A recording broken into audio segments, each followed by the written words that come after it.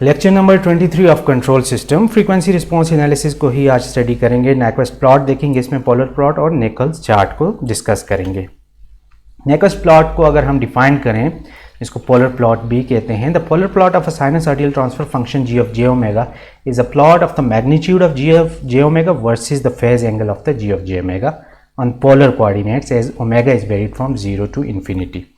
जैसे ही ओमेगा को हम 0 से इन्फिनिटी पे लेके जा रहे होते हैं, हमारे पास मैग्नीट्यूड भी चेंज होता है, हमारे पास फेज़ भी चेंज होता है। तो मैग्नीट्यूड और फेज़ का कंबाइन ये जो एक ग्राफ है, इसको हम पोलर प्लॉट कहेंगे। जैसे इस फिगर में है, रियल और इमेजिनरी एक्सिस को हम देखें, यहाँ पे अगर हम देखें ओमेगा की वैल्यूज़ को अगर हम इन्फिनिटी और 0 के दरमियान चेंज करते जाएं, तो जब ये वैल्यूज़ चेंज होंगी ओमेगा की, तो हर वैल्यू पे हमारे पास मैग्नीट्यूड भी चेंज होगा और फेज़ भी चेंज होगा। ठीक है, इन दोनों के क्रॉस जो प्लॉट बनेगा इसको हम पोलर प्लॉट कहेंगे। Thus the polar plot is the locus of the vector magnitude of g of j omega and the phase of g of j omega as omega is varied from 0 to infinity। ठीक है, तो ये जो points हैं जो कि different frequencies पे हमारे पास आ रहे हैं, जब इन पॉइंट्स को हम कंबाइन करते हैं, जो प्लॉट हमारे पास आएगा उसको हम पोलर प्लॉट कहेंगे। उसमें हमारे पास मैग्नीट्यूड होगा g ऑफ j ओमेगा का, जो हमारे पास ट्रांसफर फंक्शन है ओपन लूप, और phase g of j omega का फेज़ जो है, ये दोनों इसमें हमें नज़र आएंगे।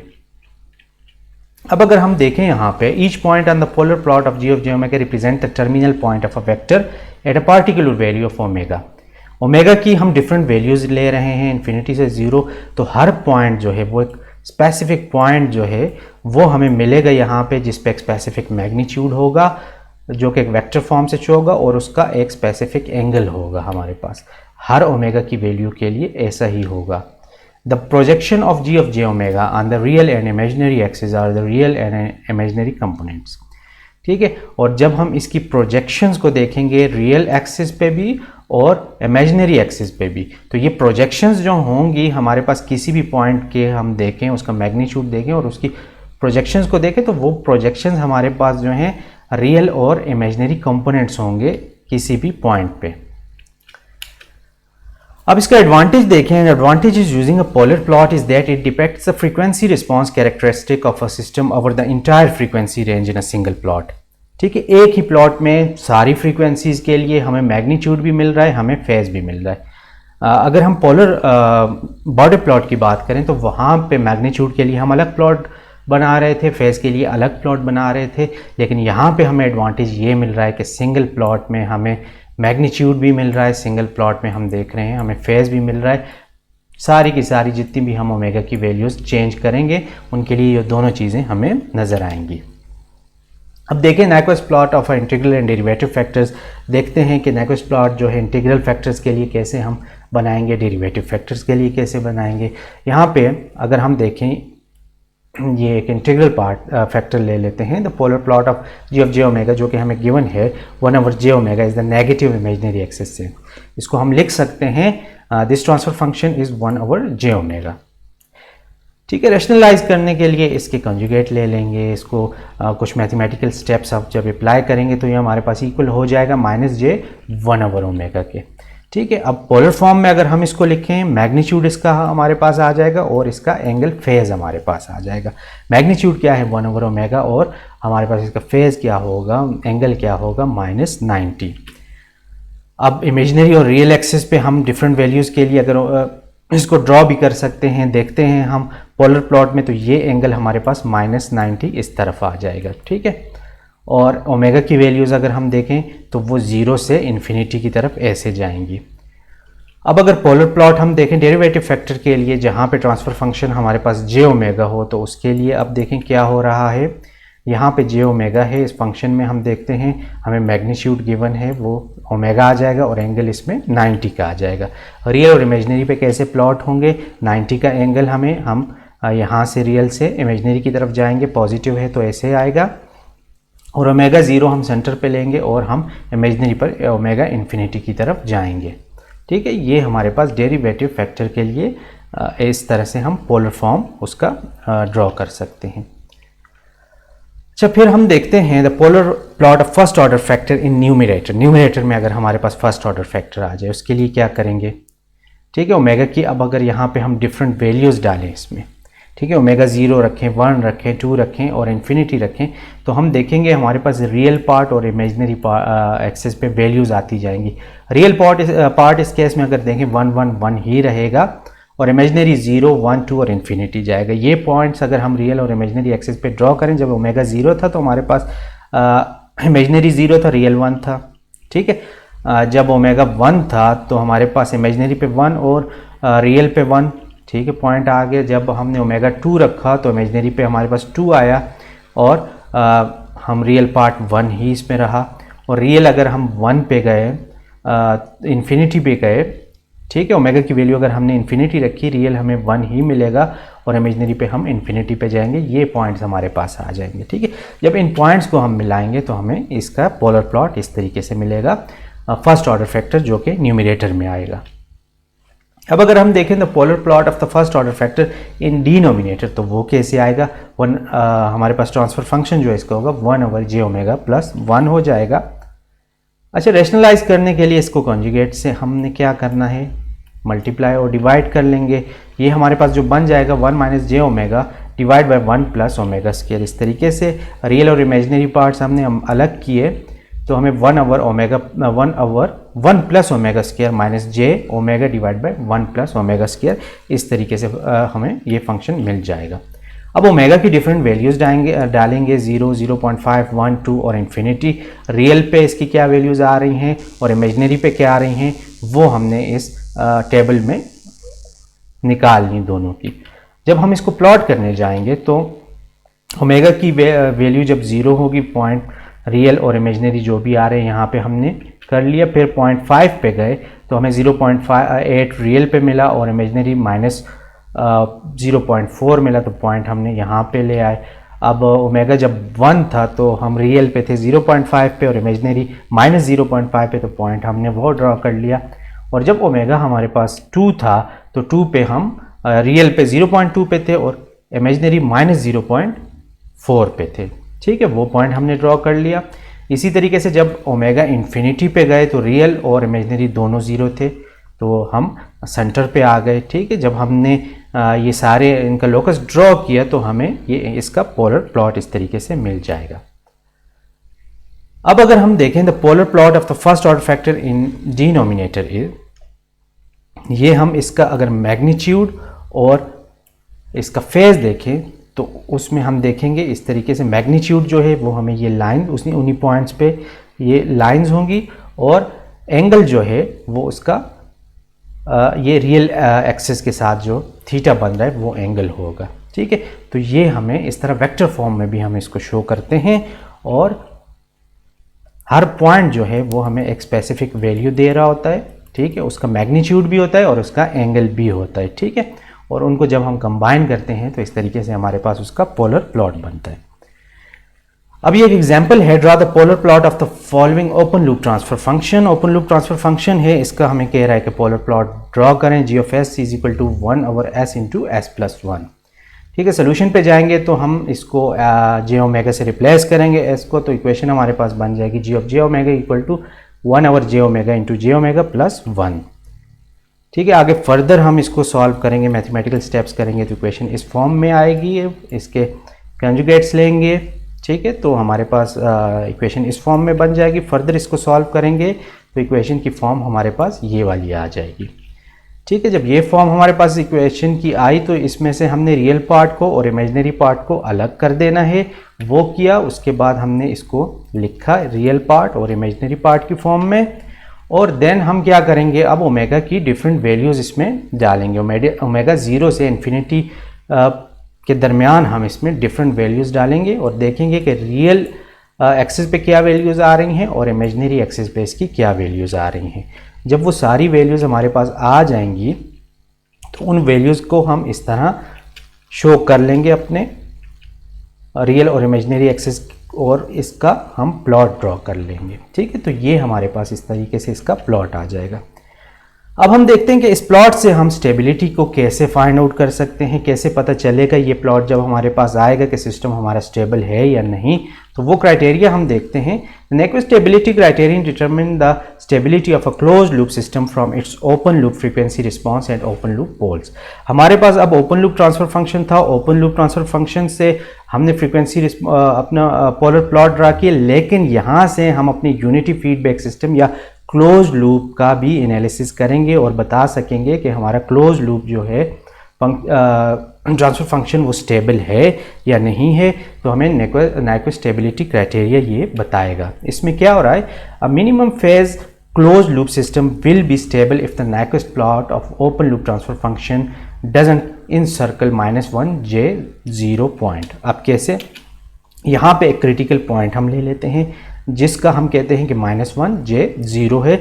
इमेजिनरी उसका एक्सेस पे 0 आ रहा है, जबकि रियल एक्सेस पे वो -1 पे है। अब ये क्रिटिकल पॉइंट हमारे पास आ जाएगा। ये पॉइंट हमें बताएगा जब हम ओपन लूप का पोलर प्लॉट ड्रॉ करेंगे तो उससे हम अपने क्लोज लूप को बता सकते हैं, क्लोज लूप ट्रांसफ़र फंक्शन का बता सकते हैं कि वो स्टेबल है या नहीं है।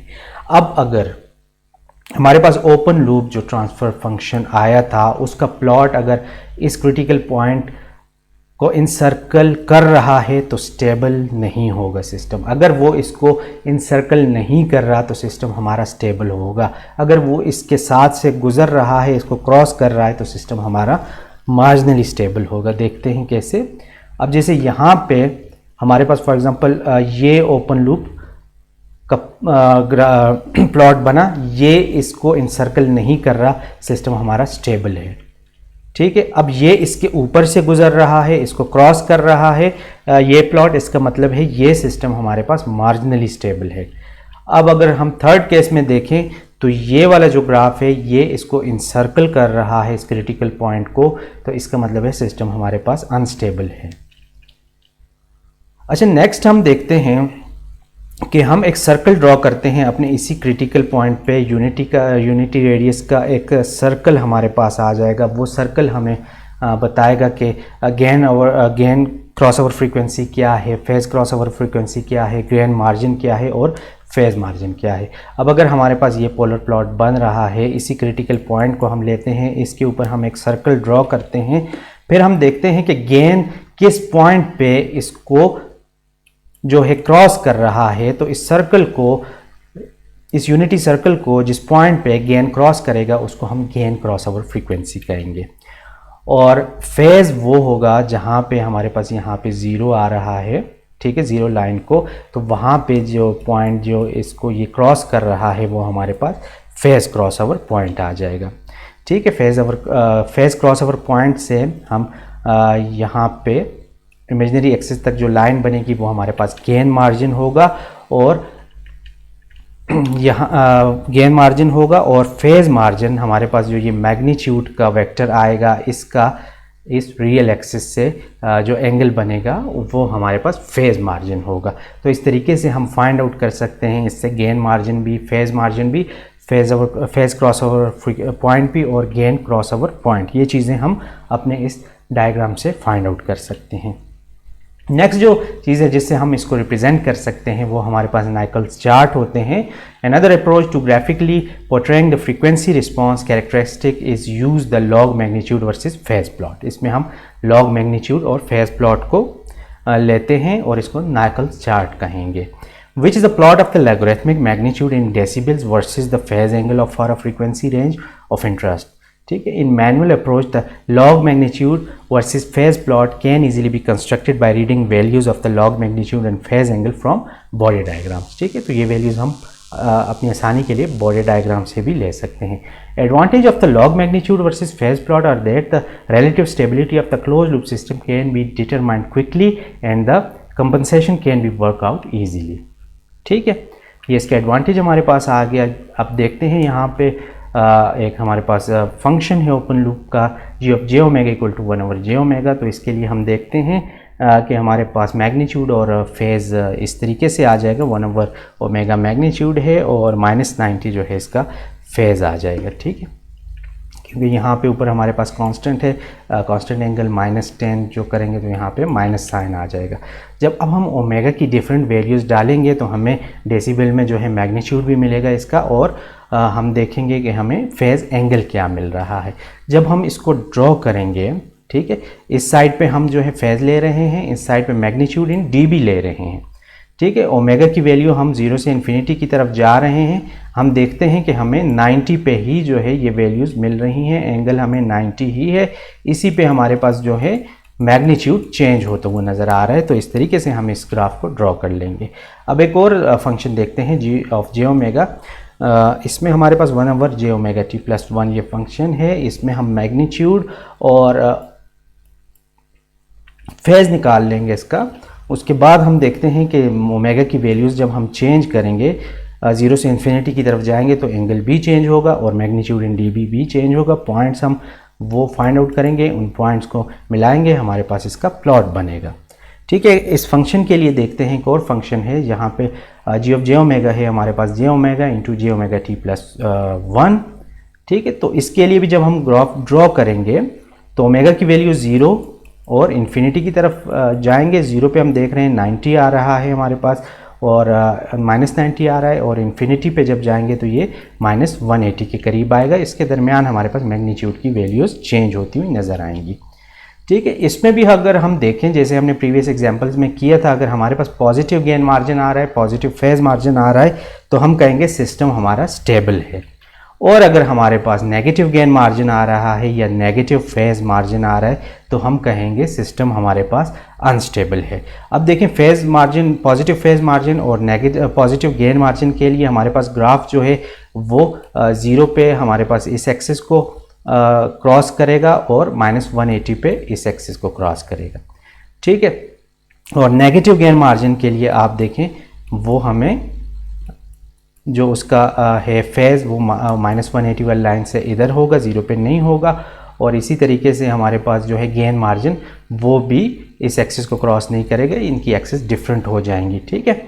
तो positive phase margin, positive gain margin के लिए सिस्टम स्टेबल होगा, negative gain margin, negative phase margin के लिए सिस्टम हमारा अनस्टेबल होगा, ठीक है। इसमें हम देखते हैं फिर कि कुछ हमारे पास सर्कल्स होते हैं जिसको हम एम सर्कल्स और एन सर्कल्स कहते हैं। एम सर्कल्स हमारे पास मैग्नीट्यूड के सर्कल्स होते हैं, जैसे यहाँ पे 0.5 dB का एक सर्कल है, 3 dB का है, 12 dB का है। जैसे ये मैग्नीट्यूड ज़्यादा हो रहा है ये सर्कल का रेडियस हमारे पास कम होता हुआ नज़र आ रहा है, ठीक है। ये हमारे पास एम सर्कल्स होते हैं। एन सर्कल्स हमारे पास आते हैं फेज़ के लिए, ठीक है। -5 पे ये सर्कल ड्रॉ हो जाएगा, -10 पे ये सर्कल ड्रॉ हो जाएगा डिग्रीज पे, ठीक है। और इसी तरीके से फेज़ जब हम चेंज करेंगे तो ये डिफरेंट सर्कल्स हमारे पास ड्रॉ होते हुए नज़र आएंगे।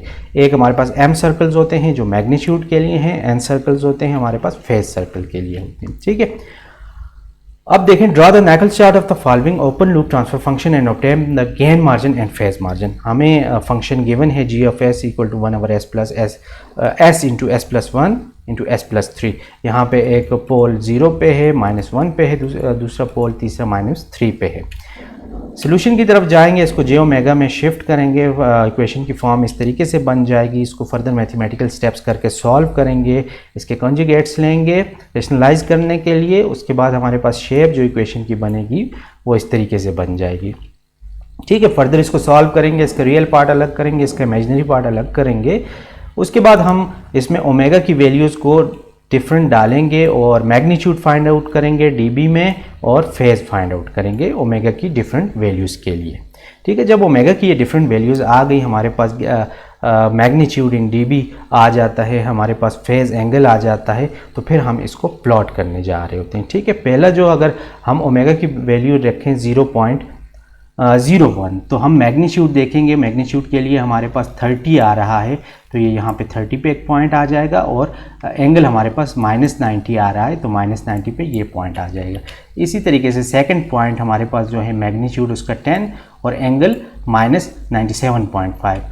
फिर हम थर्ड पॉइंट की तरफ जाएंगे, फिर जब मैग्नीट्यूड ओमेगा की वैल्यू 1 है देन उस पॉइंट की तरफ जाएंगे, और ओमेगा की वैल्यू 2 है तो उसके क्रॉस जो पॉइंट आएगा वो मार्क कर देंगे, और ओमेगा की वैल्यू जब 10 होगी उसके क्रॉस जो पॉइंट आएगा वो मार्क कर देंगे। अब इन पॉइंट्स को जब हम कंबाइन करेंगे तो ये हमारे पास इसका प्लॉट बन जाएगा। ठीक है, अब इस प्लॉट को अगर हम इस तरह नैकल्स चार्ट पे देखें तो हम फाइंड आउट कर सकते हैं इसका गेन मार्जिन भी और फेज मार्जिन भी। ठीक है, फेज क्रॉस ओवर पॉइंट हम फाइंड आउट कर लेंगे जो कि -180 पे आ रहा है। Gain cross over point find कर लेंगे जो कि 0 लाइन पे होगा। दोनों पॉइंट्स हमारे पास आ जाएंगे।